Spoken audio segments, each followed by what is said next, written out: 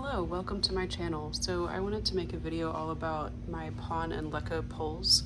So rather than using moss, I'm trying out using a mixture of Pon and Leca. So this is my Philodendron Dark Lord, and I just wanted to show you the roots really quick because I was so happy when I started to see some roots growing in here. I really wasn't sure if this would work. So yeah, I want to talk all about it, about how I put these poles together, the maintenance of them, extending them, watering them, all that good stuff. I know that a lot of people are kind of over philodendrons in general because so many of them require moss poles and like the maintenance that comes with that. And I get that. I completely gave up on moss poles. I had them for a while, but it just is, it's so much work trying to make sure that they're at the right moisture level, they dry out super quickly, and the maintenance that goes into extending them and everything. So far I have found this to be a lot easier. And I know that some people can even make it work using just support sticks for their climbing plants. One of those being, I think his name is Memo. His channel is Houseplanty Goodness.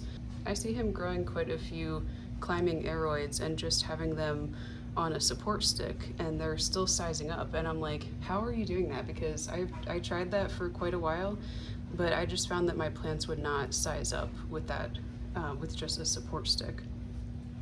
So I was thinking, you know, like, I'm over using moss, but I still love, there's still quite a few philodendrons and other climbing plants that I love. And I, you know, again, found that support sticks just weren't really working for me. I had switched all of my plants over to semi-hydro, and for a while I had, you know, Pon and Leca with a moss pole, but yeah, I just eventually was like, I am over using moss, so I really wanted to try to make this work. First I tried just a Leca pole that had a wick. I'll talk about the wick that I have in here in a few minutes, but I had a wick that it went both ways. I had a cup of water at the top, and then the wick went all the way down to the bottom and went into the reservoir with Leca. But unfortunately I had the plant on that pole for several months and it just never rooted into it. I think Leca is just a little bit too dry on its own. So thankfully, using this mix of Pon and Leca, it's able to retain enough moisture that my plant was actually able to root into it. And another thing, when I was thinking about using Pon, I was like, well, it's constantly going to be falling out of the openings in the pole, especially if, you know, using something like a wire mesh, which I used to use with sphagnum moss, that would be impossible to use with Pon. So finding a way to make a Pon pole work without substrate constantly falling out, this setup was very much inspired by Unplant Parenthood or Charmaine here on YouTube. So I'll link both of the channels I mentioned, I'll link them down in the description if you're interested. But Charmaine puts together these poles, I think she calls them the lazy pole, that she just uses plastic. She uses sphagnum moss, but that way it's a lot easier to put together, it's easier to take it apart if you need to, and it also keeps the substrate a lot more moist because it's all enclosed in plastic. So first I'll just kind of give you an overview of how I keep the pole moist and everything. So I have the wick, and you have to use something that is a synthetic fabric. So this is a microfiber cloth. If you use something like cotton, unfortunately, it eventually will rot. So it has to be polyester or microfiber, something like that, as far as I understand it. And I just keep a cup of water at the top. Now that I actually see roots in here, I do add fertilizer to this, but at first I just used plain water because I'm like, what's the point in adding fertilizer? And I only keep a wick going from the top down. You could have the wick going down to the actual reservoir as well if you want to, but I found that this works well enough. I have the wick going all the way down, and I feel like, you know, gravity is just working in my favor to keep the entire pole moist, and I do see roots going all the way down to the bottom as well.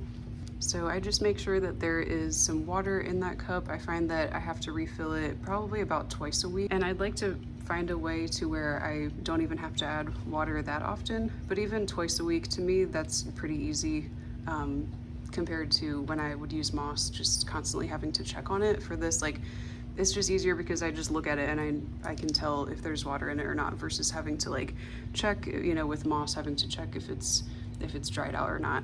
But I'm thinking maybe the next time that I set up a plant with this pole. Maybe I'll try kind of making the wick go like in a zigzag instead of, I'm pretty sure this one I just set it up pretty much going straight down into the pole. So maybe if I kind of had it going back and forth throughout the pole, that will help it to retain more water in there. So yeah, that's pretty much it in terms of watering. I just make sure that there's some water in there, and probably whenever I go to water the pole, a lot of times I will just go ahead and pour some water straight into the pole itself in addition to the reservoir, just to make sure that the entire pole is all wet. So let's talk about how I make these poles, because yeah, I found because pon is so small and because it'll fall out easily if you use something like wire mesh. Even I looked online at other plastic moss poles, and even those, I was thinking the pon is probably going to fall through the, like for example, I really wanted to get Rousseau moss poles. I really like the way those look. I've heard good things about how sturdy they are, but the openings in the front are too large to where pon would end up just falling through. So I ended up having to make it myself. Again, I'll link the video by Unplanned Parenthood where she talks about how she makes her plastic moss poles, because it's the same idea, but I actually use water bottles. So you just want to use something that doesn't really have like a texture to it. I mean, you could use anything really, but just what I was looking for was something that didn't have like ridges going across it like some water bottles do. I wanted just like a flat plastic. And then I go ahead and remove the label. Of course you could leave it on, but I wanted to make sure I had like a really good view of the roots. So I just remove the label. I use a product called Goo Gone to remove the like sticky adhesive under the label. And then I just cut off the top and the bottom of the pole, so I end up with something like this. And then I basically just keep cutting it down to whatever size I need. So if you cut that in half, you end up with this. This would end up being the back of the pole. So I would just go ahead and stick that into the pot, into the substrate, and kind of like stick it down as far as I can, just to really make sure it's as stable as I can make it. And then I use other pieces of plastic from either water bottles or plastic cups. And then these are going to end up going around the pole between each stem. So just to give a closer look, you have one piece of plastic here. You know, you can only make it so far. And I also try to not make it like super tight around each stem, just so that, because I know petioles like to be able to move around. And then in the back, I just go ahead and tape that piece of plastic together. So whenever I'm going to extend the pole, I just take one of those pieces and stick it around the pole, add my substrate in there, and yeah, that's pretty much it. I find that extending the pole is pretty easy.